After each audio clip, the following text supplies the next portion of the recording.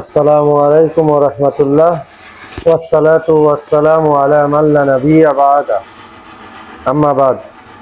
আবু হুরায়রা রাদিয়াল্লাহু তাআলা আনহু থেকে বর্ণিত, রাসূল সাল্লাল্লাহু আলাইহি ওয়াসাল্লাম বলেছেন, যে ব্যক্তি ইচ্ছা করে আমার প্রতি মিথ্যারোপ করে সে যেন জাহান্নামে তার বাসস্থান নির্ধারণ করে।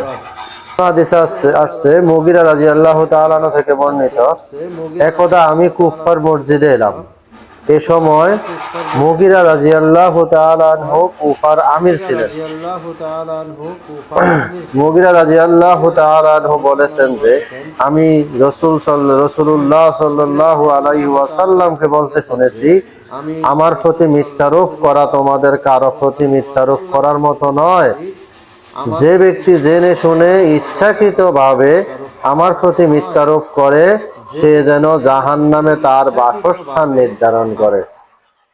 এজন্য আমরা অবশ্যই কথা বলার ক্ষেত্রে, রাসূল সাল্লাল্লাহু আলাইহি ওয়াসাল্লামের হাদিস বলার ক্ষেত্রে সতর্কতা অবলম্বন করতে হবে যে রাসূলের নামে যেন আমরা নিজেদের কথা না চালিয়ে দিই। যদি রাসূলের নামে আমরা নিজেদের কথা চালিয়ে দেই তাহলে রাসূলের নামে মিথ্যারোপ করা হলো, তাহলে আমাদের থাকার জায়গা হবে জাহান্নাম। আল্লাহ আমাদেরকে রাসূলের নামে মিথ্যা কথা বলা থেকে বিরত রাখে।